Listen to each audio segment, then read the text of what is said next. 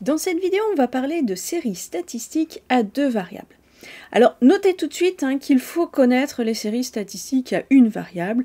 Il faut connaître le vocabulaire, la notion de population, d'individu, de modalité, de caractère, tout ce qui est la moyenne, la variance, etc., etc. Alors, lorsqu'on observe une population, on peut s'intéresser à deux caractères différents et leurs liens éventuels. Donc on peut les étudier séparément, mais si on fait séparément, finalement, c'est quand on fait des séries à une variable. Donc là, ce qui va nous intéresser, c'est de les étudier en même temps et éventuellement regarder leurs liens.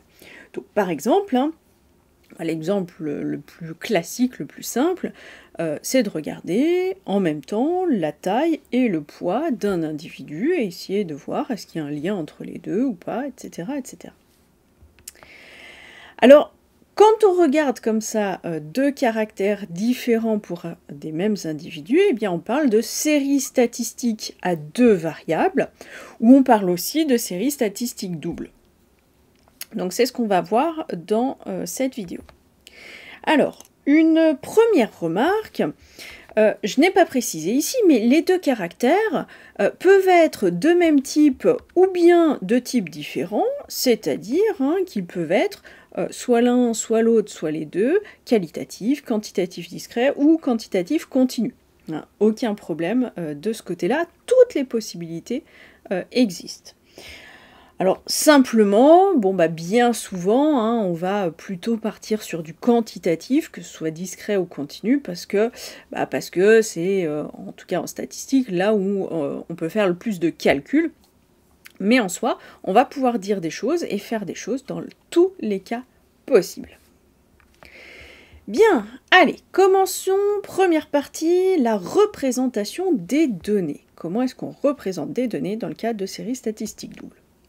Alors, on va voir trois façons de représenter ces données. La première est la suivante, tout simplement en faisant un tableau à deux colonnes ou un tableau à deux lignes, peu importe.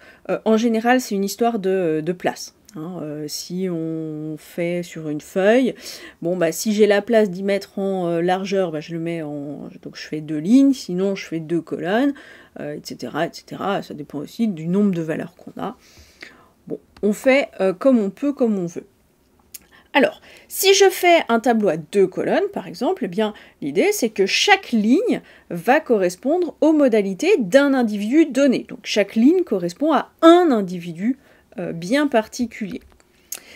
Alors dans ce cas-là, on va noter classiquement le couple XI, YI, une telle série, donc le couple, où on a à chaque individu I, on associe la valeur XI du premier caractère et la valeur YI du second caractère. Alors, le plus simple, c'est de voir un exemple. Bon, j'ai fait un petit exemple facile. On consigne dans le tableau ci-dessous la taille en centimètres, qui sera le premier caractère, donc XI, et le poids en grammes, donc le deuxième caractère, donc YI, de bébés à leur naissance. Je mets tout ça dans un tableau. Donc là, j'ai fait un tableau à deux lignes. Donc chaque colonne correspond à un individu, c'est-à-dire ici, correspond à un bébé. Donc ce que ça veut dire, c'est que j'ai un bébé ici qui, à sa naissance, avait une taille de 50 cm et un poids de 3 kg. J'ai un autre bébé qui, à sa naissance, faisait 52 cm et 3 kg 560. Donc, c'est la représentation la plus simple, la plus basique, et finalement, c'est en général la représentation qui correspond aux données brutes qu'on obtient. Les données brutes qu'on obtient, en général, c'est ça, c'est individu par individu, on a les modalités des caractères. Alors, on voit ici une première limitation, puisque vous voyez que, dans mon exemple tout simple, j'ai deux colonnes, c'est-à-dire deux individus, qui ont les mêmes modalités, le même couple de modalités. Et c'est répété dans cette représentation-là. Alors vous imaginez bien, hein, là j'ai pris un exemple tout simple, mais en général, on n'a pas juste 5 valeurs. Hein, quand on fait des échantillons, quand on interroge des gens, etc. Normalement, c'est plutôt en centaines, voire en milliers, hein, que ça se compte. Donc on ne va pas faire des centaines ou des milliers de colonnes avec plein de valeurs qui se répètent. D'accord ? Ou en tout cas, on ne va pas se contenter de cette représentation-là, et on va en déduire une représentation plus pratique pour pouvoir l'étudier. Alors justement, eh bien, on a, deuxième représentation, un tableau cette fois à 3 colonnes, ou 3 lignes, hein, c'est toujours le même principe. L'idée maintenant, c'est quoi? C'est que chaque ligne ou chaque colonne va correspondre à un couple de modalités. Donc c'est plus un individu, c'est un couple de modalités. Et on va associer à ce couple de modalités l'effectif, alors du coup NI, qui va correspondre. D'accord? Donc au lieu de répéter, je sais pas moi, 5 fois la même colonne, eh bien, je mets une fois la colonne et je dis que j'en ai 5, hein, 5 individus qui ont ce couple de modalités-là. Alors, une telle série, bien évidemment, on la note, hein, le triplet avec le XI, le YI et le NI. Donc, la modalité du premier caractère, la modalité du second caractère et l'effectif associé. Alors, exemple... Bon, j'ai changé d'exemple, hein, mais si on reprenait l'exemple de tout à l'heure, il y avait un d'effectif, sauf pour le 50 cm et 3 kg. Bon, je change d'exemple. On a interrogé 200 femmes, ce qui nous a permis de donner le nombre d'enfants YI en fonction de son âge XI. Alors, j'ai mis le tableau, simplement je manquais un petit peu de place, donc ce que j'ai fait, c'est que là, le XI, je l'ai mis en une seule colonne avec 3 colonnes associées. Normalement, il faudrait l'écrire comme je l'ai fait ici, mais encore une fois, c'est que ça manquait de place pour pouvoir tout mettre ici. Donc, dans ce tableau, on voit bien qu'on a ici 3 lignes. La première ligne qui correspond aux modalités du premier caractère qui est l'âge, la deuxième ligne qui correspond aux modalités du deuxième caractère qui est le nombre d'enfants, et la troisième ligne qui correspond à l'effectif. Donc comment est-ce que ça se lit? Eh bien par exemple, si je prends ici, eh bien j'ai 51 femmes qui ont entre 25 et 30 ans et qui ont un enfant. J'ai 21 femmes, parmi les 200, qui a entre 20 et 25 ans et 2 enfants, etc., etc. Alors, cette représentation, effectivement, elle est plus condensée, elle est mieux que la précédente, puisque, oui, je vais avoir quand même beaucoup moins de lignes de colonnes. Vous voyez que là, on a interrogé 200 femmes, donc avec la représentation précédente, il nous faudrait 200 colonnes. Bon, là, on en a 7. C'est quand même plus condensé et plus simple à traiter. Mais malgré tout, c'est loin d'être totalement idéal, parce que, vous voyez, justement, si je prends un même XI, eh bien, j'ai différentes colonnes associées parce que j'ai différentes valeurs de YI. Et dans l'autre sens, c'est pareil. Si là, je veux regarder, tiens, combien est-ce qu'il y a de femmes qui ont 0 enfant, faut que j'aille chercher le 0 enfant avec la modalité du XI qui est 20-25, mais il faut aussi que j'aille chercher le 0 enfant avec la modalité de l'âge qui est 25-30. Et là, c'est une version condensée. Logiquement, je vais avoir beaucoup plus de colonnes que ça. Donc, oui, c'est mieux, mais c'est encore loin d'être idéal. Alors justement, eh bien, troisième représentation, un tableau à double entrée. Et là, l'idée, c'est de ne pas avoir besoin de répéter, comme on l'a fait précédemment, les différentes valeurs du XI ou les différentes valeurs des YI. Alors l'idée de ce tableau à double entrée, c'est quoi? C'est que chaque ligne va correspondre à une modalité XI du premier caractère, chaque colonne va correspondre à une modalité YJ du second caractère, et j'ai bien I et J, j'ai pas forcément les mêmes valeurs.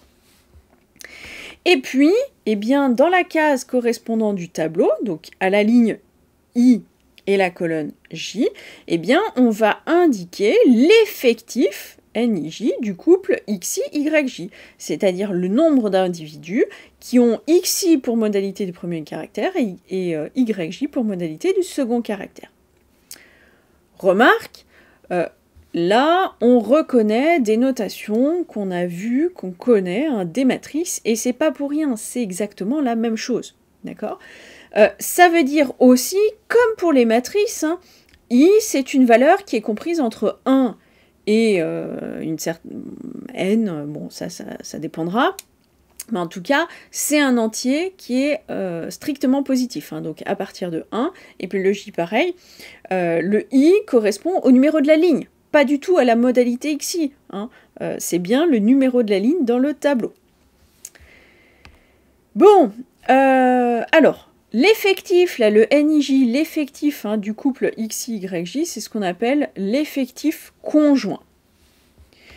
Et puis, donc, une telle série, ça se note XI, YJ, NIJ. Attention, hein, tableau à 3 lignes ou 3 colonnes, c'était XI, YI, NI, puisque c'était un même couple de modalités. Là, j'ai XI, YJ et NIJ. Hein, donc, on ne confond pas. Bon, et puis, définition. Un tel tableau, donc un tableau à double entrée, dans lequel on met comme ça les effectifs conjoints, eh bien c'est ce qu'on appelle un tableau de contingence. Allez, exemple. Si on reprend l'exemple hein, de tout à l'heure avec les 200 femmes. Bon, eh bien, je fais mon tableau à double entrée. On a dit en ligne par ligne, on va mettre les modalités du premier caractère, donc ici l'âge, donc mes classes. Bon, d'ailleurs, c'était des intervalles ouverts, mais peu importe. En colonne, on va indiquer les modalités du second caractère, donc les YJ, donc ici 0, 1, 2 ou 3. Et puis ensuite, il n'y a plus qu'à mettre les effectifs associés. Donc, qu'est-ce que je mets ici dans ma première case? C'est le N12, hein, N11, pardon, je suis en première ligne, première colonne. Eh bien, qu'est-ce que je mets? Je mets l'effectif qui correspond au couple. L'âge, c'est 20-25, et le nombre d'enfants, c'est 0. Donc, je lis ici, ah bah tiens, ça fait 38. Et puis, je continue. À côté, je cherche donc le N12, première ligne, deuxième colonne. L'effectif, c'est l'effectif qui correspond à un âge de 20-25 et un seul enfant. Bon, j'en ai 25. Et puis, je continue. À côté, je vais avoir 21. Pour 3, j'en ai 0. Et puis, je vais avoir donc 11, 51, 32, 22. Donc, vous voyez, hein, c'est très facile de créer ce tableau de contingence à partir du tableau à 3 lignes. D'ailleurs, et c'est l'objet de ma remarque suivante, on peut bien évidemment facilement hein, passer d'une forme à l'autre. Si je reviens sur l'exemple ici, je suis passée d'un tableau à 3 lignes à un tableau de contingence et c'était facile, mais si je dois refaire dans l'autre sens, vous voyez bien que c'est tout aussi simple. Et puis passer d'un tableau de 2 lignes à un tableau de 3 lignes, il n'y a pas de souci, c'est juste que, ou de 3 lignes à 2 lignes, c'est juste que dans un cas, je compte combien j'ai de colonnes qui sont exactement les mêmes, et dans l'autre cas, je répète hein, les mêmes colonnes autant de fois qu'il le faut. Tout simplement. Donc passer d'une forme à une autre, c'est très facile. Elles n'apportent pas les mêmes informations, elles vont pas avoir les mêmes utilités. Hein. Mais encore une fois, en fait, quand on commence par 2 lignes, c'est en général les données brutes, et quand on arrive au tableau de contingence, c'est là où on va pouvoir vraiment faire des choses dessus. Bon, remarque suivante. Je vous ai parlé ici des effectifs conjoints, etc. Mais bien évidemment, on peut parler de fréquence à la place. Hein, et par exemple, faire le tableau de contingence, non pas avec les effectifs, mais avec les fréquences. Ça marche pareil. On définit ce qu'on appelle les fréquences conjointes. Et donc, on avait les NIJ pour les effectifs conjoints. Et bien, fréquence conjointe, c'est FIJ. C'est simplement hein, l'effectif divisé par l'effectif total, donc NIJ divisé par grand N. Bien, alors, maintenant qu'on a vu les différentes façons, les différentes représentations des données, passons maintenant à ce qu'on appelle les séries marginales. Alors, l'idée est la suivante. Quand on a une série double, on peut étudier les deux séries de variables en même temps, mais on peut aussi, pour une raison ou une autre, décider d'étudier séparément les deux caractères. Si je reviens sur poids et taille, par exemple, je peux décider de regarder que le poids, regarder que la taille, ou regarder les deux. Bon. Alors, quand je regarde séparément chacun des caractères, eh bien, on parle de série marginale. Donc, je reviens sur poids et taille, j'ai la série marginale qui correspond au poids, et j'ai la série marginale qui correspond à la taille. Donc, pour des séries de données qui sont données par un tableau de contingence, eh bien, les séries marginales, c'est ce qu'on va... Enfin, ce sont les séries à une variable, bien évidemment, qu'on note. Alors, xi, c'est normal, ça c'est les modalités du caractère, du premier caractère, et les effectifs associés, eh bien, on va les noter ni points. Et puis, pour le deuxième caractère, les modalités, ça va être les yj, et les effectifs, ça va être les n.j. On est bien ici sur des séries à une variable. Donc c'est pas ce que je viens de raconter depuis le début de la vidéo qui s'applique. C'est ce que j'ai raconté dans la vidéo sur les statistiques des séries à une variable. Bon, et puis qu'est-ce que c'est que ces ni points et ces n.j? Eh bien, ni points, c'est par définition l'effectif de la modalité xi. Et comment est-ce qu'on l'obtient? Simplement, on va faire la somme de tous les effectifs des modalités xi, donc en prenant en compte toutes les modalités yj possibles dans les couples xi, yj. Et puis, de la même façon, les n.j, ça va être les effectifs des modalités yj qui correspondent à la somme quand on prend la somme des effectifs quand on prend toutes les valeurs de xi possibles associées au yj. C'est très intuitif, comme beaucoup de choses dans cette vidéo. Notez juste, comment est-ce qu'on appelle ça? C'est ce qu'on appelle les effectifs marginaux. Donc j'ai les séries marginales, et les effectifs associés, ce sont les effectifs marginaux. Alors, exemple, et on va voir que les formules qui sont là, en fait, elles sont totalement intuitives, on n'a pas besoin de retenir grand-chose, ça va se faire tout seul. Alors, nouvel exemple que je vais garder un moment dans ma vidéo, on étudie la répartition de 35 élèves d'une classe de terminale en fonction de leur âge, qu'on va noter xi, donc premier caractère, et du nombre d'options yj choisies au bac. Bon, j'ai mon tableau de contingence. Les séries marginales, on va avoir la série marginale des x, ou des xi, de l'âge, donc qui va contenir les modalités 17, 18, 19, 20. Et puis, il y aura la série marginale qui va correspondre au nombre d'options choisies au bac, qui va prendre comme modalité 0, 1 et 2. Donc, on peut faire les deux petits tableaux qui correspondent. Donc, pour les xi, on a dit 17, 18, 19 et 20. Pour les yj, on a 0, 1 et 2. Et maintenant, quels sont les effectifs qui vont correspondre à ça? Bon, je l'ai dit, c'est très intuitif. Combien est-ce que j'ai d'élèves qui ont 17 ans? Et je fais la somme des valeurs là sur la ligne, puisque tous les individus qui correspondent à cette ligne-là ont 17 ans et un certain nombre d'options au bac. Donc je fais la somme, j'ai 0, plus 2, plus 3, ça fait 5. Pareil, combien est-ce que j'ai d'élèves qui ont 18 ans? Je prends toutes les valeurs possibles du y, donc hop, je suis sur cette ligne-là, donc 1 plus 13 plus 5, ça fait 19. Et puis je continue, qui ont 19 ans, on en a 9, et qui ont 20 ans, il y en a 2. Et de façon similaire, quel est l'effectif de la modalité yj égale à 0? Bon, je suis ici, ou de la modalité y1 d'ailleurs, je suis ici, toute la colonne correspond à des élèves qui ont pris 0 option au bac. Bon, je fais la somme, j'en ai donc ici 6. Et puis pour une option au bac, je prends à côté, donc ça m'en donne ici 19. Et enfin, deux options, je prends la dernière colonne et j'en ai 10. Voilà, donc là j'ai obtenu mes deux séries marginales et j'ai obtenu les effectifs marginaux. Alors, remarquez que on a dit on fait la somme sur la ligne, on fait la somme sur la colonne, donc généralement qu'est-ce qu'on fait? Eh bien on complète, si je peux dire ça comme ça, le tableau de contingence en ajoutant une dernière ligne et une dernière colonne. Alors dans la dernière colonne, je vais mettre les NI points, qui vont correspondre donc aux effectifs de la modalité qui est en tout début de ligne, et cet effectif correspond à quoi? La somme des éléments de la ligne.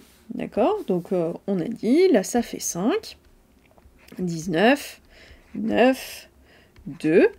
Et puis sur la dernière ligne, je vais mettre les n.j, qui vont correspondre, donc qui sont les effectifs qui correspondent aux modalités qui sont tout en haut de la colonne, et ces effectifs sont obtenus en faisant la somme des éléments de la colonne.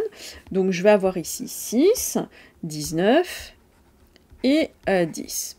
Et vous voyez qu'on retombe sur les mêmes valeurs qu'on avait en faisant deux tableaux séparés. C'est vraiment pareil, simplement, là, c'est facile, on voit bien comment ça marche. Et d'ailleurs, on parle de séries marginales, là on peut dire qu'on fait apparaître ces séries marginales dans les marges du tableau de contingence. Et puis, dernière remarque, une fois que j'ai fait ça, dans la petite case là qui est dans le coin, ce qu'on peut faire, c'est faire la somme, d'accord? Donc ici on va obtenir 35. Alors, notez que cette somme, c'est quoi? C'est égal à la somme des éléments de la dernière colonne, c'est égal à la somme des éléments de la dernière ligne, et c'est égal à la somme de tous les éléments. Et c'est l'effectif total. Ça peut permettre éventuellement de vérifier qu'on n'a pas fait une petite erreur de calcul par là. Si c'est bon, ça ne garantit pas qu'il n'y a pas d'erreur, mais en tout cas, si c'est pas bon, c'est qu'il y a un problème quelque part. Bon, alors, remarque supplémentaire. Encore une fois, là je vous ai parlé d'effectifs marginaux, on peut sans problème faire la même chose, raconter la même chose avec les fréquences. Donc on définit les fréquences marginales, les f i point et les f point j, et c'est simplement les ni points et les n point j qu'on divise par l'effectif total, tout simplement. Et encore une fois, c'est très intuitif. Si je vous racontais pas tout ça, vous le feriez de vous-même, simplement vous ne sauriez pas que ça s'appelle des fréquences marginales. Et que ça se note comme ça. Mais à part ça, vous sauriez faire sans problème. Bon, alors, les deux séries marginales qu'on a obtenues, ce sont des séries à une variable. Et donc ça veut dire qu'on peut appliquer tout ce qu'on a vu dans la vidéo, sur, j'ai mis le chapitre 1, mais dans la vidéo sur les séries à une variable. Donc en particulier, lorsque les caractères sont quantitatifs, et donc on va pouvoir faire des calculs dessus, eh bien on va pouvoir justement calculer les moyennes, les variances, les écarts-types, etc. de chacune des séries marginales. Et je les étudie séparément, comme on le fait très classiquement quand on fait des stats. Alors simplement, là, on n'est pas en train de regarder deux trucs séparés, on veut aussi regarder le lien entre ces deux variables. Et donc, on introduit, en plus des moyennes, variances, écarts-types des séries marginales, on introduit une autre valeur qui, elle, va faire intervenir les deux variables conjointement, les deux caractères, et donc il va nous permettre, en tout cas, de faire un lien entre les deux. Alors allons-y, définition. La covariance de xi, yj, nij. Donc rappelez-vous, ça veut dire qu'on prend la représentation par un tableau de contingence. Donc la covariance d'une série de données à deux variables représentées par le tableau de contingence avec les données donc xi, yj, nij, qu'est-ce que c'est? Eh bien, c'est définition, formule à connaître, 1 sur grand N, la somme pour tous les i et tous les j, donc somme de tous les couples ij, de l'effectif, NIJ, XI moins X bar, donc le XI moins la moyenne des X, hein, donc la moyenne marginale, fois les YJ moins Y bar, donc YJ moins la moyenne des valeurs de Y. Donc grand N, hein, l'effectif total. Remarquez que ce machin-là, ça nous fait penser à quelque chose, et c'est pas pour rien, on va le voir juste après. Juste avant, alors, justement, vu que ça nous fait penser à quelque chose, on sait que pour ce quelque chose-là, on a une autre formule, et ben on a l'équivalent. La covariance de XY, on peut aussi dire, ou ça se calcule aussi, ou c'est aussi égal, à 1 sur grand N, somme de tous les NIJ fois XI fois YJ. Et une fois que j'ai fini ma somme, hein, pour tous les couples IJ, eh bien je fais moins X bar fois Y bar, hein, X bar étant la moyenne des valeurs de X, et Y bar la moyenne des valeurs de Y. Alors, tout ça, bah, qu'est-ce que ça veut dire? Alors, on verra, il me semble, l'exemple juste après, mais ça veut dire que quand là, je fais la somme pour tous les couples IJ, ce qu'il faut, c'est prendre le tableau de contingence et prendre chacune des cases du tableau de contingence, hein, du cœur du tableau, et puis bah, faire les calculs. Donc si je prends cette formule-là, qui est quand même beaucoup plus simple, eh bien je vais prendre la valeur de la case fois le début de la ligne fois le début de la colonne. Hein, et je fais ça pour chacune des cases. Et puis j'oublie pas un moins le produit des moyennes marginales. Alors, je vous ai dit, ah bah tiens, ça nous fait penser à quelque chose. Quoi donc? Eh bien, la covariance de XX, c'est la variance de X, et la covariance de YY, c'est la variance de Y. Et donc, effectivement, ces formules-là nous font penser aux formules de la variance. Alors, c'est pas, ça sort pas de n'importe où, hein, ça s'explique très bien. Si je prends la covariance de XX, avec la première formule, bon bah j'ai 1 sur grand N, la somme des NIJ fois XI moins X bar fois XJ moins X bar. Maintenant, qu'est-ce qu'on a? Eh bien, lorsque I est différent de J, bah, le NIJ, il vaut 0. Pourquoi? Bah parce que si le NIJ valait autre chose que 0, ça voudrait dire que pour un même individu, le caractère 1 peut prendre deux valeurs différentes. C'est pas possible. Hein. Je sais pas moi, si on prend le poids ou le poids des bébés, bah un bébé, à la naissance, il ne pouvait pas avoir un poids de 3 kg et un poids de 3,5 kg en même temps. Non, il a un poids, point. D'accord? Donc j'ai une seule modalité. Donc si le I est différent de J, alors le NIJ vaut 0. Et donc ça veut dire que dans la formule qu'on a ici, on n'a plus la somme pour tous les couples J, mais la somme pour tous les I, puisque le J est forcément égal au I. Donc, des NII, XI moins X bar, fois XI moins X bar, donc au carré. Bon, bah, le NII ici, bah, c'est l'effectif, hein, le nombre de fois que le XI apparaît. Bon, bah, on reconnaît effectivement, hein, tout à fait, la formule de la variance. Et puis, bah, si on fait le même raisonnement pour la propriété ici, bon, bah, on tombe simplement hein, sur la formule de Koenig-Huygens pour la variance. Ok, allez, petit exemple pour terminer cette partie. Je reprends mon exemple avec les élèves là, de classe de terminale, avec l'âge et le nombre d'options choisies au bac. Alors, qu'est-ce qu'il nous faut? Bah, il faut qu'on calcule X bar. Alors, X bar, bon, bah, qu'est-ce que c'est? Alors, allez, on va faire comme ça, tac, X bar. Bon, bah, on sait faire, hein, c'est 5 fois 17, plus 19 fois 18, plus etc., jusqu'à 2 fois 20. On divise par l'effectif total qui est 35. Et pour le coup, on trouve, allez, à peu près 18,2.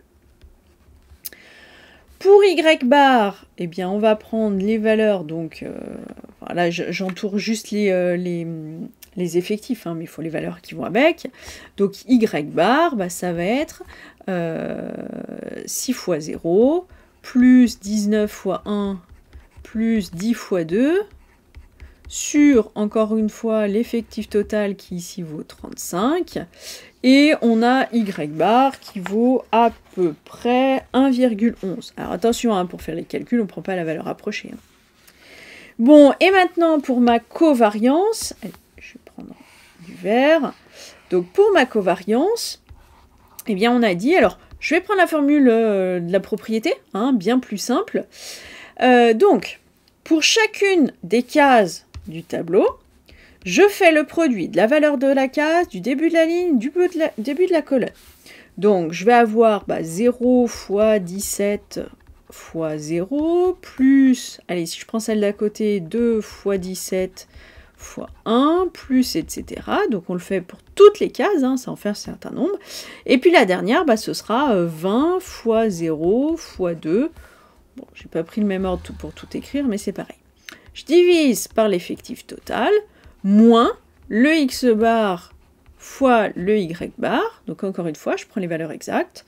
Et pour le coup, on trouve ici à peu près moins 0,11. Bon, ok, très bien, pourquoi pas. On a vu comment est-ce qu'on calcule la covariance. On verra un petit peu plus tard une utilisation de la covariance. En attendant, parlons de séries conditionnelles.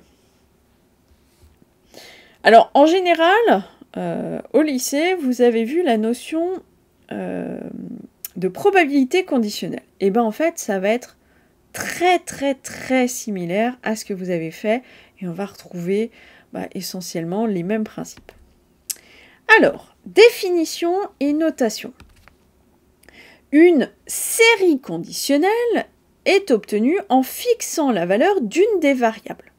Hein, donc, j'impose une condition, si vous voulez. Donc, par exemple, eh bien, on va avoir la série conditionnelle sachant y égale yj. Donc, j'impose, hein, je sais que y vaut yj, et donc je regarde ce qui se passe sur les xi. Au niveau notation, on va écrire ça xi, sachant là avec la barre y égale yj, et puis on va voir hein, les effectifs associés qui sont les nij. Notez, si je reviens sur mon parallèle avec les probabilités, au lycée vous avez fait plutôt des probabilités conditionnelles avec des événements. Donc souvent vous avez noté ça comme ça, P de A sachant B, de cette façon-là, mais ça se note sans problème, hein, ou autre notation, P de A sachant B, comme ça, d'accord? Et donc, on retrouve effectivement la notation avec la barre verticale. Bon, alors là, je vous ai parlé hein, de série conditionnelle sachant y égale yj, mais on peut faire la même chose hein, pour des séries conditionnelles sachant x égale xi sans aucun souci. Alors, définition et notation suivante, supplémentaire. Considérons une sous-population qui correspond à l'ensemble des individus dans la modalité pour le deuxième caractère et le yj. D'accord? Donc, sachant y égale yj. Eh bien, donc, l'effectif, ça reste le nij, hein, puisque c'est l'effectif qui correspond aux individus qui ont à la fois le premier caractère qui a pour modalité xi et le second caractère qui a pour modalité yj. Par contre, là où ça change, c'est la fréquence. La fréquence, c'est plus fij. Maintenant, la fréquence, c'est f, alors qu'on va noter i bar j, hein, i sachant j, qui est nij, mais divisé par n.j. L'effectif total, c'est plus l'effectif de toute la population, c'est l'effectif qui correspond au sachant que y égale yj.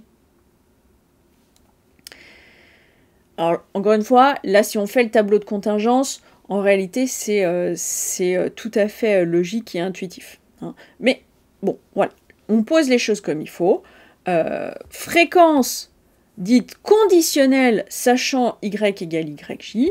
Alors, on retient la notation, et surtout, on retient, c'est le nj divisé par le n.j, hein, la fréquence marginale. Allez, exemple. Bon, on reprend toujours le même exemple. Eh bien, ici, si je veux, par exemple, la série conditionnelle sachant y égale 0, bon, bah, à ce moment-là, alors, quelles sont les valeurs? Bah, xi prend comme valeur 17, 18, 19 et 20. Quels sont les effectifs? Si je raisonne en termes d'effectifs ici, eh bien, ce qu'il me faut, ce sont les n, i, 1, hein, puisque sachant que y égale 0, ça veut dire que je prends la première colonne, et les effectifs, bah, ce sont du coup 0, 1, 4, 1. Maintenant, si je veux calculer les fréquences conditionnelles, si je prends par exemple f de 2 sachant 1, donc fréquence, alors f de 2, donc je suis en deuxième ligne, donc l'âge c'est 18, sachant que il y a 0 option au bac, eh bien qu'est-ce que j'obtiens ici? Bah, dans cet exemple-là, j'obtiens donc 1 sur 6. Hein, donc l'effectif conjoint le NIJ, là, enfin le F de 1, bah, c'est le 1, et je divise par l'effectif, hein, le nombre d'élèves qui ont 0 option. Et ça, effectivement, bah, c'est bien différent de f de 1, qui, alors f de 1, bah, c'est le même effectif de la modalité, donc 1, par contre, que je divise par l'effectif total, qui est 35. J'ai un élève sur 35 qui a à la fois 18 ans et 0 option. Par contre, j'ai un élève sur 6 qui, on le sait, a 0 option et qui a 18 ans. Bon, je l'ai fait hein, sur les XI, enfin la série conditionnelle sachant y égale 0, mais on peut faire la même chose pour le sachant y égale 1 ou sachant y égale 2, et on peut faire pareil si on fait les séries conditionnelles sachant x qui vaut 17, 18, 19 ou 20. Bon, alors, remarque, bah, c'est ce que je viens de dire. Allez, l'exemple, ouais, je saute, je passe, c'est vraiment la même chose. Bon. Alors encore une fois, ces séries conditionnelles, eh bien, ce sont des séries à une variable. Donc on peut appliquer tout ce qu'on a vu dans la vidéo sur les séries à une variable. Donc en particulier, si le caractère est quantitatif, on peut calculer la moyenne conditionnelle, par exemple sachant y égale yj. Comment? Bon bah on peut donner une formule, hein. Alors simplement, bah, au niveau notation, on retrouve hein, le sachant avec la barre y égale yj. Mais je vous ai mis ici la formule, mais il n'y a pas besoin d'apprendre la formule. Vous faites votre tableau qui correspond à votre série conditionnelle et vous faites simplement la moyenne des valeurs de votre tableau, comme vous le faites avec n'importe quelle série à une variable. Et c'est pareil pour la variance conditionnelle ou pour l'écart type conditionnel. D'accord? Donc, on ne s'embête pas à apprendre de nouvelles formules qui sont un peu compliquées, en tout cas à écrire, sont les mêmes que d'habitude. Hein, on fait son tableau tout simple avec sa série conditionnelle et on applique ce qu'on a l'habitude de faire. Alors, maintenant qu'on a parlé de série conditionnelle, on va parler d'indépendance. Et encore une fois, si vous vous rappelez de ce que vous avez fait au lycée sur les probas conditionnels et l'indépendance des événements, eh bien, on va retrouver à peu près la même chose. Alors, allons-y. Définition. Deux variables x et y sont dites indépendantes si et seulement si, c'est une équivalence, hein, pour tous les couples ij, fij est égal à fi point fois f point j. Donc les fréquences marginales le produit des fréquences marginales est égal à la fréquence conjointe. Notez, si je reviens au proba, quand vous faisiez des probabilités, on avait indépendance quand la probabilité de A inter B était égale à P de A fois P de B. Bon, bah en fait, c'est le même principe. Alors, attention, remarque quand même, donc là, vous voyez bien qu'on parle de fréquence, et on a bien dit, quels que soient les couples IJ. Donc, il faut vérifier toutes les égalités pour pouvoir dire qu'il y a indépendance, et si on trouve ne serait-ce qu'une égalité qui est fausse, à ce moment-là, il n'y a pas indépendance. Hein, et c'est un vrai si et seulement si, c'est une équivalence. Alors, je reprends mon exemple, hein, toujours le même. Donc là, j'ai mis... Ouais, on va prendre plutôt les les fréquences. Alors, j'ai mis le tableau des effectifs parce qu'on n'a pas fait le tableau, en fait, des fréquences, hein, pas encore. Donc, on peut le faire. Donc, simplement, je divise tout par 35. Hein, donc, c'est ce que j'ai fait. J'ai simplifié les fractions qui étaient simplifiables. Et donc, maintenant que j'ai mon tableau de contingence avec mes fréquences, eh bien, je peux vérifier est-ce qu'il y a indépendance ou pas. Alors, prenons le premier, f1 point fois f.1. Qu'est-ce que ça nous donne? Alors, f1 point, c'est 1 sur 7, fois, du coup, f.1 qui est 6 sur 35. Ah ouais, mais on va pas aller plus loin, hein. Ça c'est différent de 0, alors que f1,1 c'était 0. Bon, c'est bon, c'est fini. Il n'y a pas indépendance de x et y. Pas besoin de vérifier plus, c'est bon, c'est fini. Il y a une égalité qui ne fonctionne pas, il n'y a pas indépendance. Allez, prenons un autre exemple. Alors, vous doutez bien, ici, ça va marcher. C'était histoire de le faire les deux. Donc là, je vous donne pas de contexte, hein, peu importe. Je vous ai donné directement les fréquences. Bon, allons-y. Si je fais f1 point fois f.1, j'ai 2 sur 5 fois 5 sur 9. Ça me fait 2 sur 9. Ah bah tiens, ça c'est f1,1. Si je fais f, allez, 2 points fois f.1, alors, f 2 points, ça fait 3 sur 5, fois 5 sur 9, ça me fait 3 sur 9, ça fait un tiers. Ah bah oui, ça c'était le f de 1. Hein, ici. Et puis, je peux vérifier. Donc là, j'ai fait les deux ici, mais il faut que je les fasse tous. Et si je les fais tous, alors je vous laisse le faire, vous vérifierez que oui, ça c'est bien égal à ça fois ça, que celui-là c'est bien égal à ça fois ça, que celui-là c'est bien égal à ça fois ça, celui-là c'est égal à ça fois ça, celui-là c'est ça fois ça, et celui-là c'est bien ça fois ça. Donc, là j'en ai 8, mes 8 égalités sont bien vérifiées, donc, oui, x et y, dans cet exemple, sont indépendantes.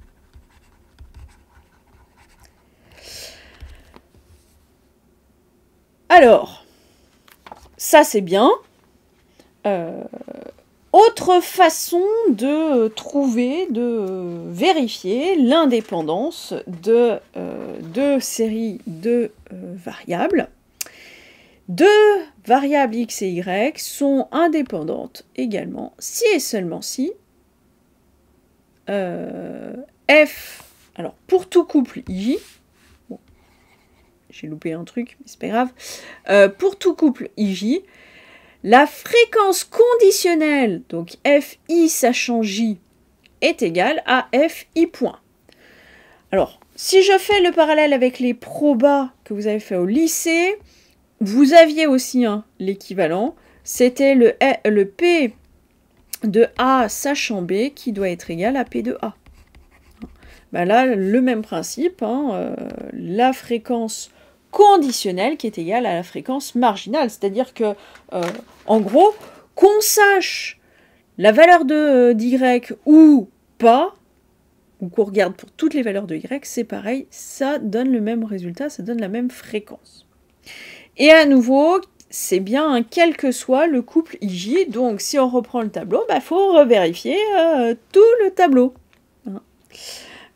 Et encore une fois, s'il y en a juste un qui, pour laquelle l'égalité est fausse, il n'y a pas indépendance. Bon, et puis bien évidemment, j'aurais dû mettre ça un peu différemment, peu importe, c'est pareil qu'on fasse, alors c'est soit, on fait le choix, soit on prend toutes les fréquences conditionnelles sachant les différentes valeurs de Y, ou alors on fait les fréquences conditionnelles sachant les valeurs du X. Donc oui, il faut prendre toutes les valeurs de J ou de I, mais on fait pas 16 vérifications. C'est soit on fait tout sachant les valeurs de Y, soit on fait tout sachant les valeurs du X. Oh, si, allez, on peut regarder. Pourquoi est-ce que ça marche? Pourquoi est-ce qu'on a cette propriété? Si on revient à la définition qu'on a vue juste avant. On avait indépendance quand? Lorsque FIJ, c'était égal à FI point fois F point J. Si je reviens aux définitions de ces trucs-là, FIJ, c'est quoi? C'est NIJ sur grand N. Le FI point, c'est le NI point sur grand N. Et puis, le F point J, c'est le N point J sur le grand N.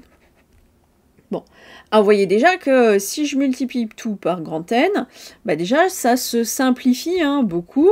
Je vais obtenir NIJ qui est égal à NI point fois N point J sur grand N. Et là, c'est quasiment terminé, puisque il suffit de diviser par N point J, donc je vais avoir NIJ sur N point J, qui est donc égal à NI point sur grand N.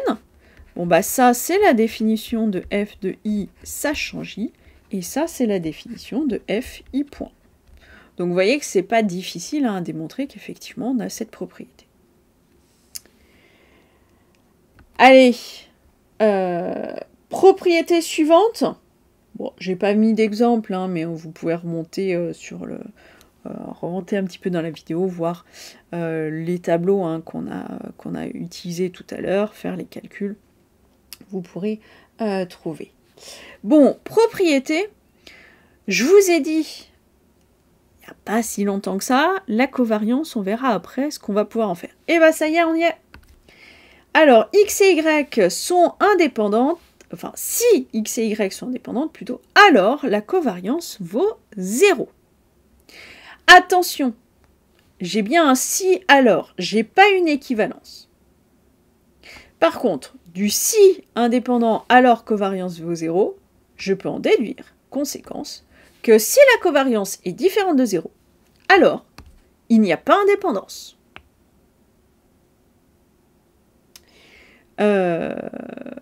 D'ailleurs, si vous remontez dans l'exemple qu'on a fait tout à l'heure, avec les options du bac, tout ça, on avait trouvé une covariance de moins 0,11, donc une covariance non nulle, et on a aussi démontré qu'il n'y avait pas indépendance, donc bon, voilà.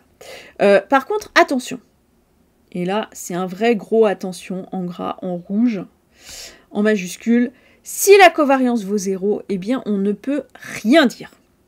Si la covariance vaut 0, parfois il y aura indépendance, parfois il n'y aura pas indépendance. Ça veut dire que si vous voulez montrer, trouver s'il y a indépendance ou pas, ne partez pas tête baissée, je calcule ma covariance. Parce que si vous trouvez 0, eh bien vous aurez fait tous ces calculs pour rien, et donc perdu du temps pour rien.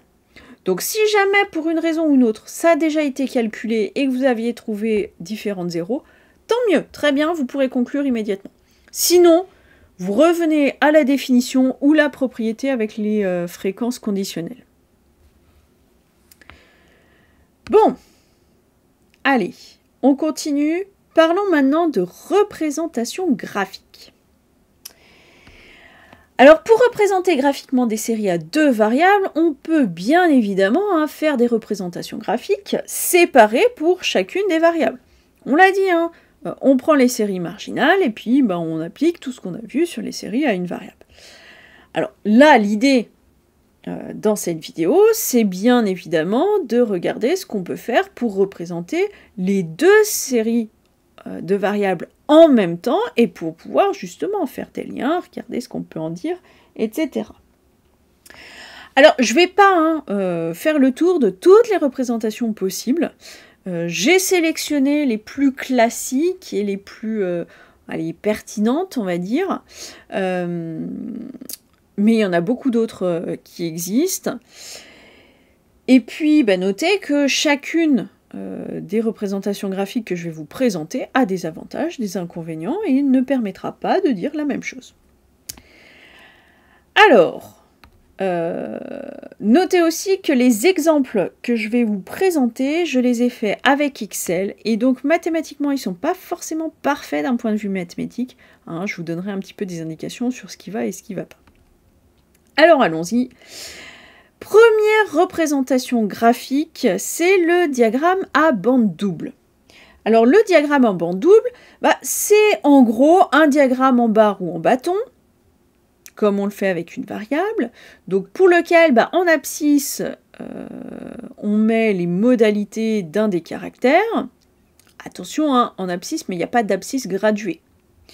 Pas d'axe des abscisses graduées. Et puis en ordonnée, on va mettre les effectifs ou les fréquences associées, peu importe, ce sera proportionnel. Par contre, là, l'axe des ordonnées, il est bien gradué correctement. Et l'idée du diagramme à bande double, c'est que, pour chacune des modalités de ce caractère qu'on a choisi, on va accoler des bandes qui correspondent aux modalités de l'autre caractère. Alors, ce sera bien plus parlant avec un exemple. Si je reprends toujours le même exemple avec les élèves de terminale, leur âge et le nombre d'options, je peux faire un diagramme à bande double de cette façon-là. Donc, alors en abscisse, j'ai choisi d'indiquer les modalités du caractère âge. Et donc là, vous voyez, alors il nous manque un vrai axe des ordonnées bien comme il faut avec la flèche, mais c'est gradué correctement.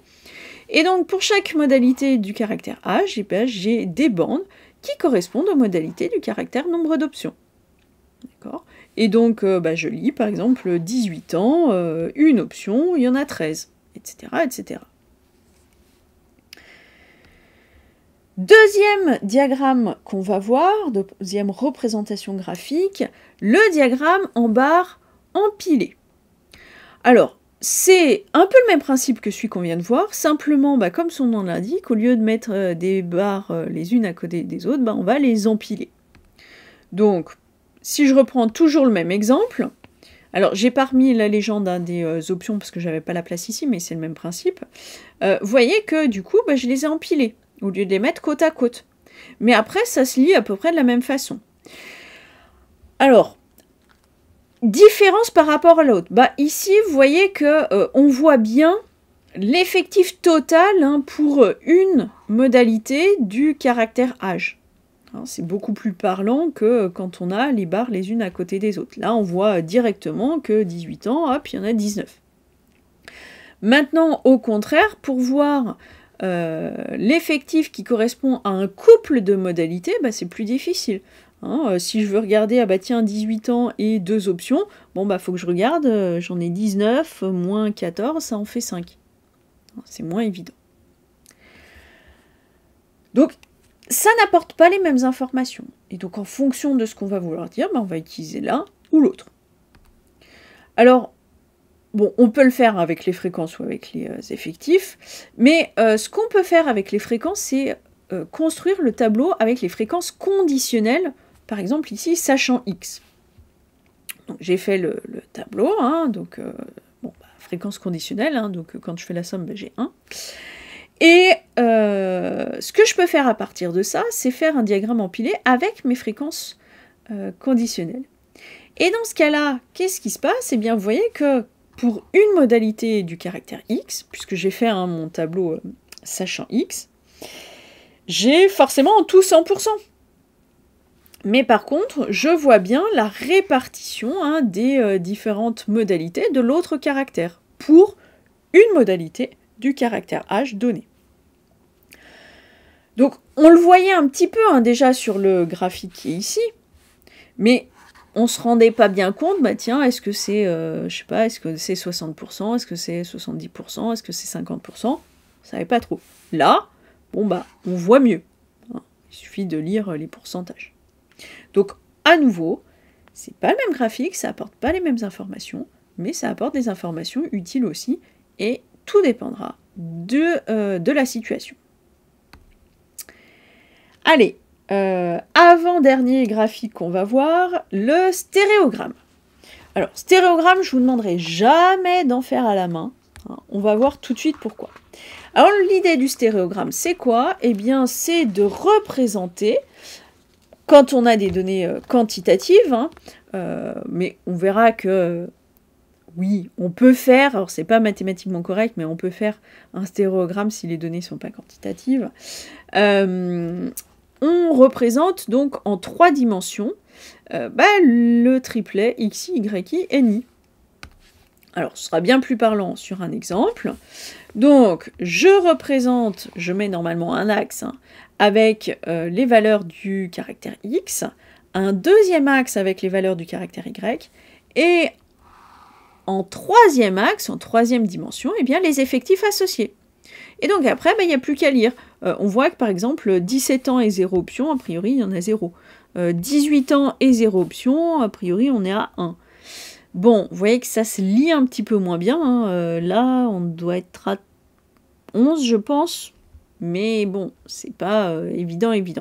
Et puis, je vous ai dit, hein, je ne vous demanderai pas d'en faire à la main. Oui, je ne vais pas vous demander de faire des diagrammes en 3 dimensions à la main. C'est pas la peine. Dernière représentation graphique qu'on va voir dans cette vidéo, c'est le nuage de points. Alors, nuage de points, on sait faire en dimension 2.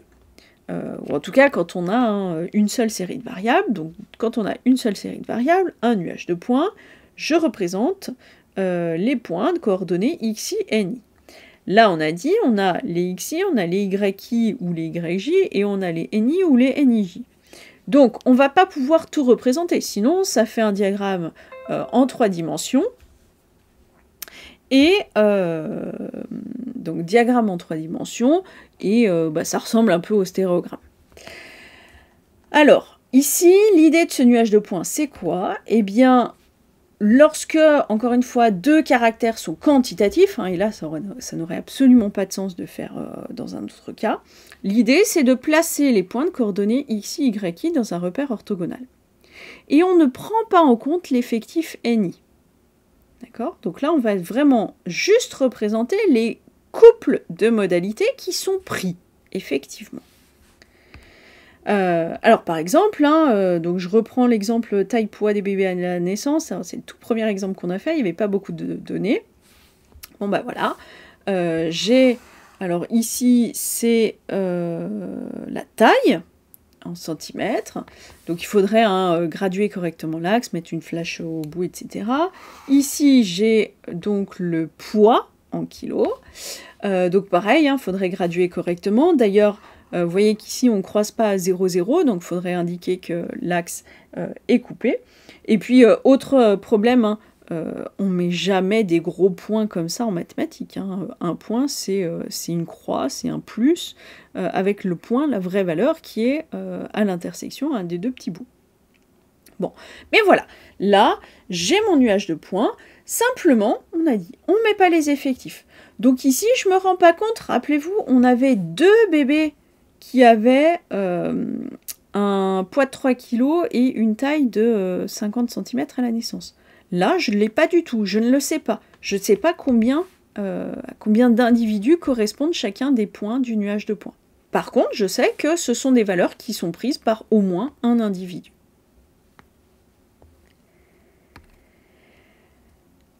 Alors, donc, du coup, cette notion-là d'effectif, eh bien, il faudra quand même pas l'oublier hein, si on fait des calculs. Donc, on ne pourra pas, par exemple, trouver le tableau de contingence à partir du nuage de points. Avec les autres représentations graphiques, on pourrait. Là, on ne peut pas revenir en arrière. Donc, on fait bien attention. Si on doit faire des calculs, il faut revenir au tableau. Allez, encore une définition. Dans un nuage de points, on peut faire apparaître ce qu'on appelle le point moyen. Alors le point moyen, c'est quoi? C'est très simple, c'est le point qui a pour coordonnées la moyenne des x et la moyenne des y.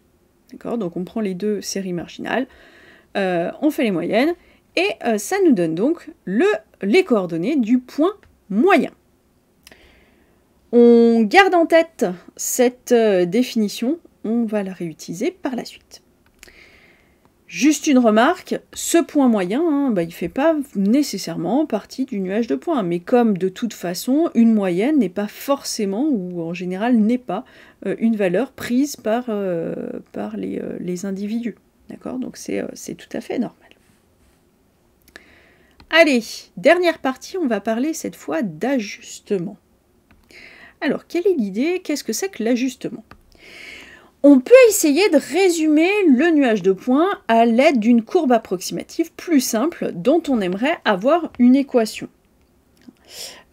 Pourquoi? Parce que du coup, ça va nous permettre de pouvoir utiliser cette équation ou de pouvoir utiliser cette courbe plus simple afin de faire des prévisions relativement fiables pour des valeurs non données. Donc là, j'ai parlé de courbe, mais ça peut être aussi le côté fonction qui va avec. Fonction ou relation fonctionnelle. Donc ces courbes-là qu'on considère, qui vont approcher le nuage, c'est ce qu'on appelle des courbes d'ajustement. Alors, on peut le voir dans le sens... J'ai une courbe sur laquelle je veux que les points s'ajustent, ou alors je veux ajuster ma courbe sur des points. Ça marche dans les deux sens. Alors, on a dit, on veut quelque chose de plus simple, que ce soit d'un point de vue fonctionnel ou d'un point de vue graphique. Le plus simple qui existe, ce sont les droites. D'accord ? Donc, les courbes les plus simples qu'on va pouvoir chercher, ce sont des droites d'ajustement. Et du coup, la fonction affine qui va avec. Vous doutez bien que ça ne marchera pas toujours. Si j'ai, je sais pas moi, mon nuage de points qui fait un truc comme ça, je vais être bien en peine de trouver une droite qui va passer pas trop loin d'aucun des points. Donc, ce qu'il faudra, ou en tout cas, pour que chercher une droite d'ajustement ait un sens, pour que ce soit représentatif, pour qu'on puisse en dire quelque chose, il faudra quand même que le nuage y ressemble à peu près à une droite, donc qu'il ait une forme allongée et non pas complètement dispersée. Ça ne garantira pas qu'on trouve une droite d'ajustement, en tout cas une droite qui soit correcte, mais en tout cas, on sait que ça a un sens d'aller chercher ça. Bon, alors, exemple, et on va utiliser cet exemple dans toute la suite. Donc on a des élèves qui ont passé un examen de maths et un examen de physique, puis on a regardé les notes, et donc voilà, on a le tableau avec les notes obtenues. Donc là, j'ai un tableau à 2 lignes, donc individu par individu. Bon, en plus, il se trouve qu'ici, j'ai aucun individu qui a les mêmes couples de notes qu'un autre individu. Mais bon, peu importe. Alors je peux faire mon nuage de points, donc pas de souci, j'ai mes couples, notes de maths, notes de physique. Et puis si je veux d'ailleurs, je peux placer mon point moyen. Donc il suffit de faire la moyenne des valeurs des notes de maths. Ça nous donne l'abscisse du point G, et puis je fais la moyenne des notes de physique, et ça me donne l'ordonnée de mon point G. Alors, ici, est-ce qu'on va trouver une droite d'ajustement? Bon, on a quand même ce point-là et ce point-là qui sont quand même assez éloignés. Là, oui, on est à peu près aligné. Bon, il y a celui-là qui s'écarte un petit peu, mais sinon, bon, on a l'impression que c'est pas trop mauvais. Voilà, encore une fois, on a ces deux points-là. Bon, est-ce que juste ces deux points-là, ça pose vraiment problème ou pas? On va voir. Alors, la méthode la plus simple pour obtenir cette droite d'ajustement, c'est la méthode graphique. Donc simple, hein, je ne dis pas que ça marche. Oui, je peux simplement prendre ma règle, poser ma règle et puis bouger ma règle pour essayer de trouver une droite qui passe le plus près possible du nuage de points. Sauf que, bah, vous doutez bien, hein, on prend deux personnes qui prennent une règle qui ont le même nuage de points, on va pas trouver la même droite. C'est de l'à peu près, aussi loin de l'à peu près qu'on peut. Donc c'est loin d'être une bonne méthode, c'est très imprécis. Et puis alors, on ne prend pas du tout en compte hein, le poids des points. Hein, s'il y a des effectifs, on n'en sait rien. Bon, alors, on va voir deux méthodes un peu plus précises. Il y a d'autres méthodes qui existent, hein, on va se contenter de ces deux-là. Alors, la première méthode qu'on va voir, c'est ce qu'on appelle la méthode de Meyer. Alors, la méthode, elle est la suivante. On va, pour commencer, classer les points de la série de manière croissante selon les valeurs de xi. Et puis, si on a plusieurs valeurs de yi associées à un même xi, ben on mettra hein, de manière croissante aussi selon les yi. Une fois que j'ai classé ça dans l'ordre, eh bien, je vais diviser mon nuage de points en deux parties contenant le même nombre d'éléments. Alors, si jamais j'ai un nombre impair d'éléments, bon, bah forcément, je ne pourrais pas faire deux sous-parties pile du même nombre, mais à un près, hein, ce sera le cas. Une fois que j'ai divisé mon nuage de points, donc les plus petites, les plus grandes, hein, eh bien, ce qu'on fait, c'est que dans chacun de ces sous-nuages, on calcule le point moyen, avec les moyennes hein, des valeurs du x et des valeurs du y. Et enfin, ce qu'on appelle la droite de Meyer, c'est la droite qui passe par ces deux points moyens. Alors allons-y, exemple, donc je reprends toujours le même exemple hein, avec les valeurs là, des notes de maths et de physique. Alors, j'ai ici 1, 2, 3, 4, 5, 6, 7, 8, 9, 10, 11 valeurs. Donc là je suis dans un cas impair, donc j'arriverai pas à diviser pile en deux sous-nuages hein, de même taille. Bon bah c'est pas grave, 11 ça fait 6 et 5. Donc, ce qu'on va faire, alors, si on prend le tableau 1, 2, 3, 4, 5, 6, hop, on va couper là, d'accord? Donc, j'ai la partie gauche, la partie droite. Et puis, si je veux le regarder hein, sur le graphique, bon, bah, c'est le même principe. D'ailleurs, j'aurais pu faire une droite, ça aurait été mieux. 1, 2, 3, 4, 5, 6, hop, on sépare ici. Donc, on a le côté gauche, on a le côté droit. Et donc l'idée, eh bien, c'est de calculer hein, les points moyens sur chacun des nuages. Donc, je vais commencer par faire la moyenne de ces valeurs-là, donc 4, plus 5, plus 5, plus 7, plus 10, plus 11, que je divise par 6, ça va me donner 7. Je prends, donc là, hein, je vais avoir le x bar qui va être égal à 7.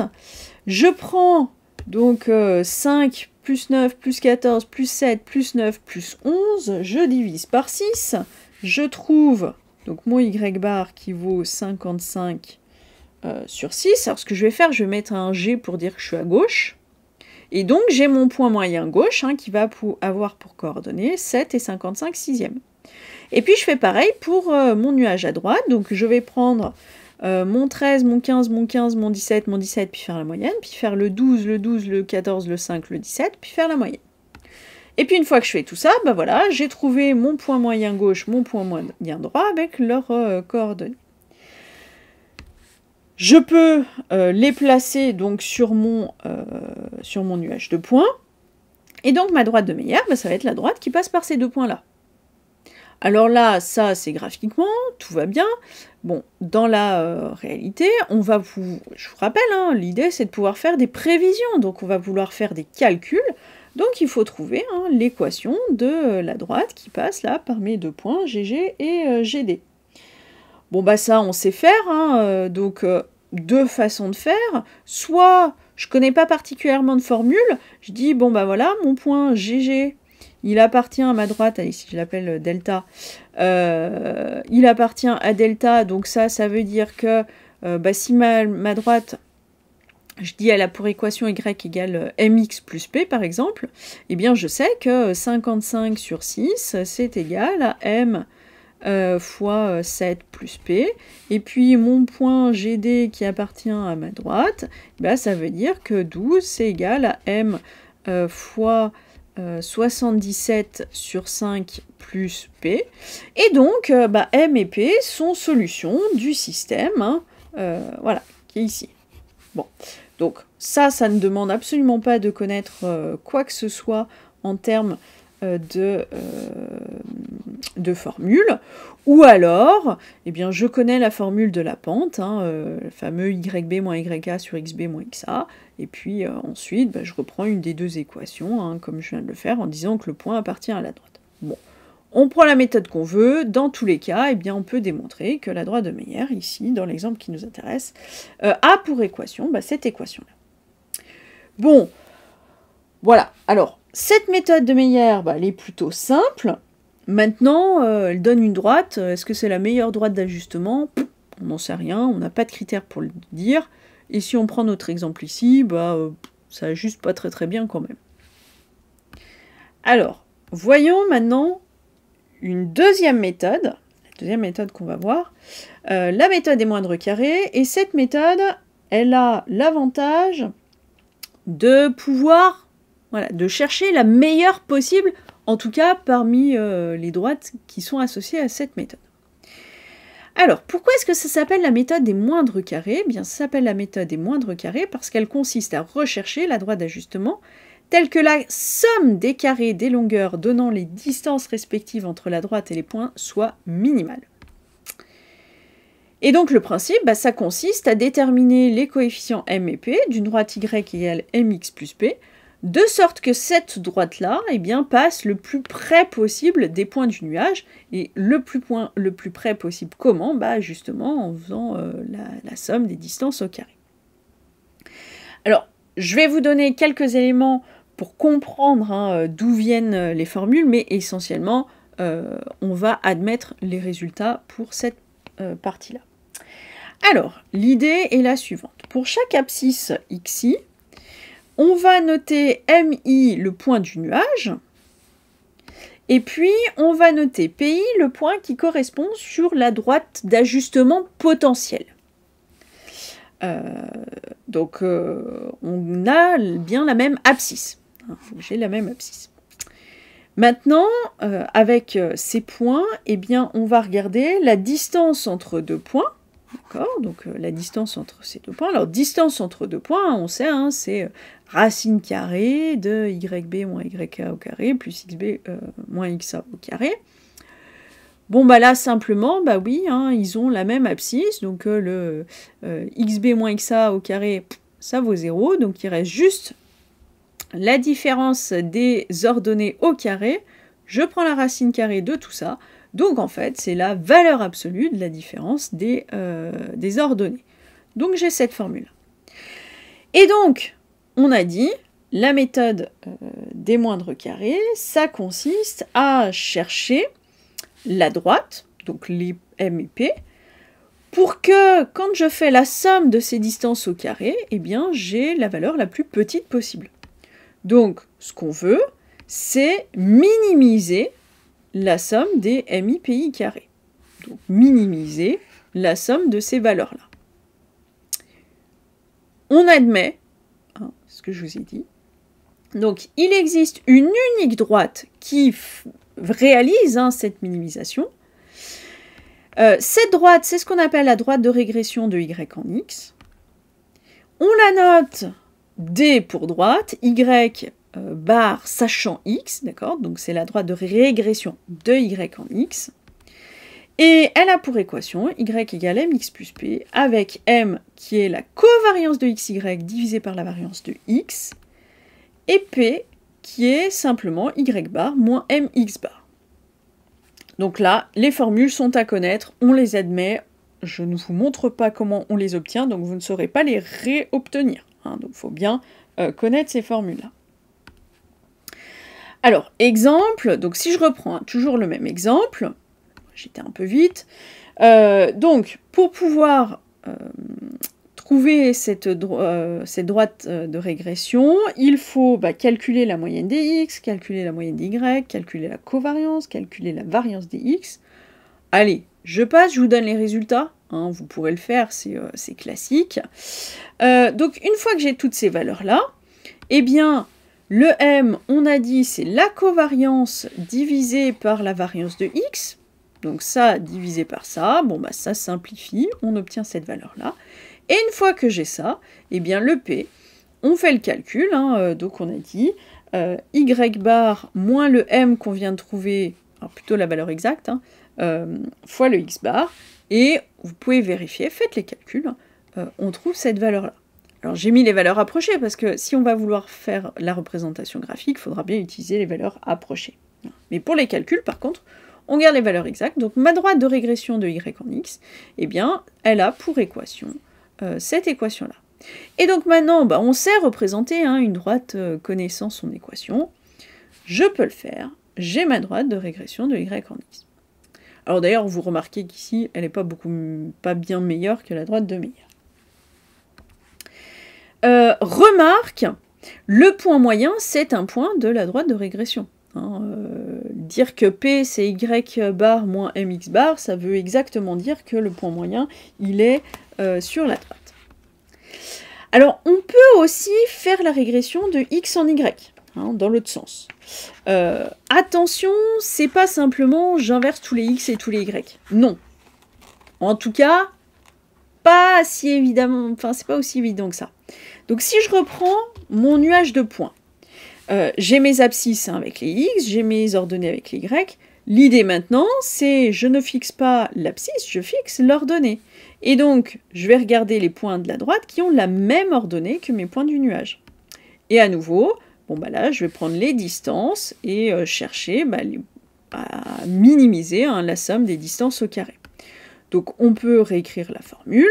Alors simplement, bon bah cette fois, ce sont les abscisses hein, qui ne sont pas les mêmes. Donc on peut réécrire hein, tout ça. Voilà, j'ai écrit les choses. Si vous ne retenez pas, c'est pas grave, il n'y a pas besoin. Là, je vous ai mis tout sur le même dénominateur. Bon, quoi qu'il en soit, propriété qu'on va admettre aussi, eh bien il existe une unique droite qui réalise cette condition, donc qui minimise hein, la somme des carrés des distances. Cette droite, bah, c'est la droite qu'on appelle la droite de régression de x en y. J'ai changé le rôle. On la note d de x sachant y cette fois. Et elle a pour équation y égale mx plus p avec, et là attention, m c'est la variance de y divisée par la covariance de xy. Donc vous voyez, c'est pas la même chose. Hein. Tout à l'heure, c'était la covariance divisée par la variance. Ici, c'est la variance divisée par la covariance. Et puis, P, par contre, ça reste y bar moins mx bar et le point moyen qui appartiendra à cette droite de régression. Alors, remarque, je vous ai dit, il ne suffit pas d'inverser le x et le y. On voit bien ici. En réalité, si, on pourrait. Mais pour faire ça, il faut inverser tous les x et tous les y, y compris dans l'équation de la droite. Donc, je peux faire l'inversion, mais maintenant, c'est plus y égale mx plus p, c'est x qui est égal à ay plus b. Et si j'écris ça, à ce moment-là, oui, A, c'est bien la covariance divisée par la variance, cette fois de y. Et puis, le B, alors attention, hein, on a dit on inverse tous les x et les y, donc x bar moins AY bar. Et attention, ça veut dire que si j'ai mon équation là de la droite, si je veux faire la représentation graphique, si je mets les x en abscisse et les y en ordonnée, il va falloir tourner la feuille pour pas se tromper, pour arriver à faire ça comme il faut, hein, parce que les x sont plus là où on les met d'habitude. Enfin, on inverse aussi graphiquement le rôle des x et des y. C'est plus les abscisses et les ordonnées, c'est les ordonnées et les abscisses. Donc ça complique les choses. Bon, il y a les deux possibilités, à vous de voir. L'exemple, allez, je fais pas les calculs, je mets juste la représentation graphique, hein, j'ai fait les calculs, la droite de régression de x en y, bon bah voilà, c'est cette droite-là. Alors vous voyez qu'il n'y en a aucune des deux hein, qui passe proche du nuage de points. On va voir, juste après une remarque, comment est-ce qu'on peut essayer de déterminer si oui, l'ajustement il est bon ou pas. Alors une remarque avant, alors pas celle-là, j'ai déjà faite, hop, quand est-ce qu'on utilise plutôt la droite de régression de x en y ou la droite de régression de y en x? Ben, en fait, tout dépend de ce qu'on veut. Hein, tout dépend de ce qui nous intéresse. Si l'objectif, c'est de faire des prévisions sur y en sachant x, ou pour une valeur fixée de x, bon, bah, à ce moment-là, on prend la droite de régression de y en x. Par contre, si l'objectif, c'est de faire des prévisions sur le x connaissant le y, bon, bah, à ce moment-là, on prend la droite de régression de x en y. Donc vraiment, tout dépend de ce qui nous intéresse. Allez, on est presque au bout. Définition. On appelle coefficient de corrélation linéaire, qu'on note ρ, hein, la lettre grecque.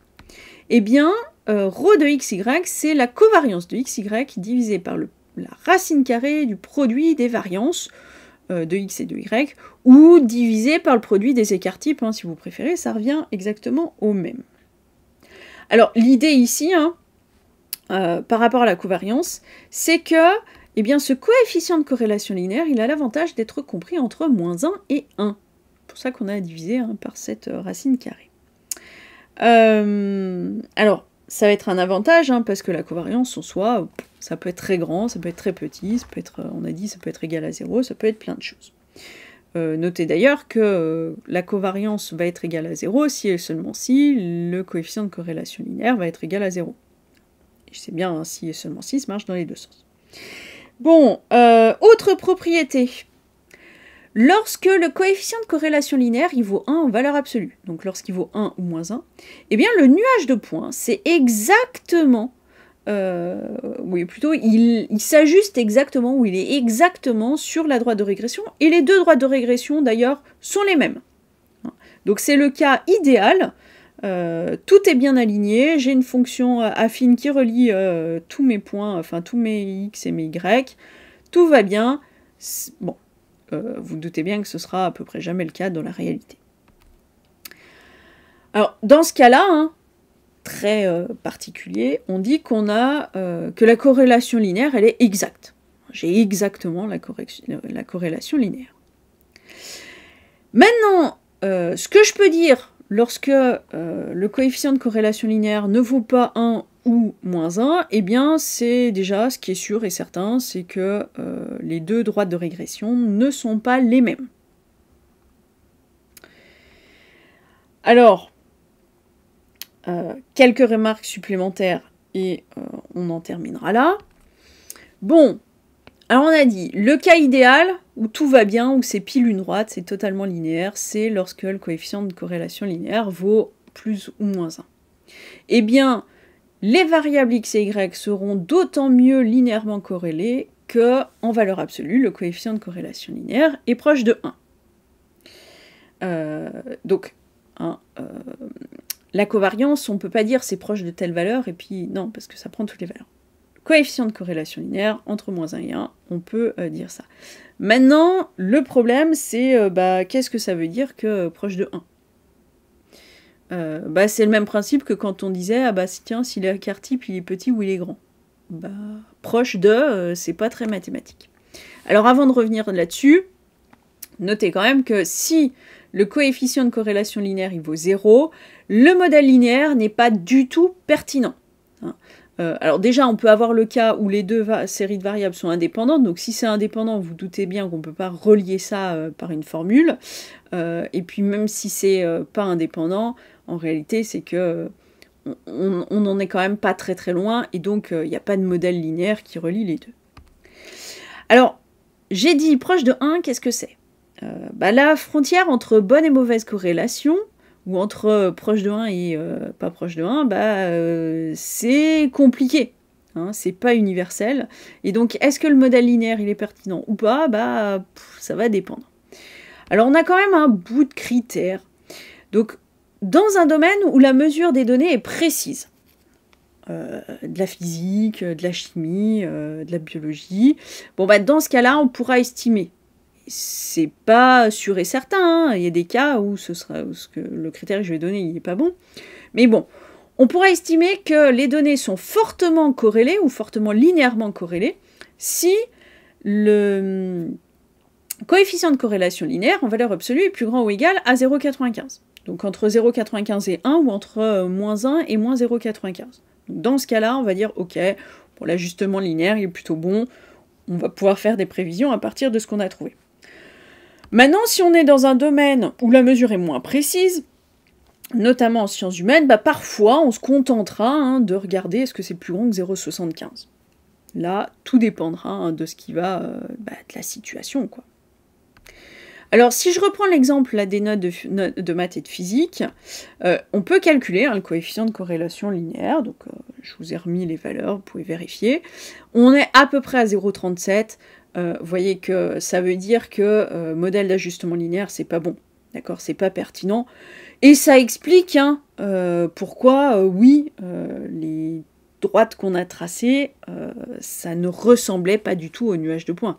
En fait, c'est pas une bonne idée de faire on n'a pas de relation linéaire, a priori, entre la note de maths et la note de physique. Ok.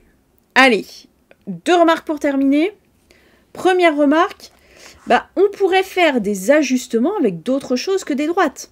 Là, je vous ai parlé de droite d'ajustement. D'ailleurs, je vous ai dit, je ne vous ai pas parlé de tout.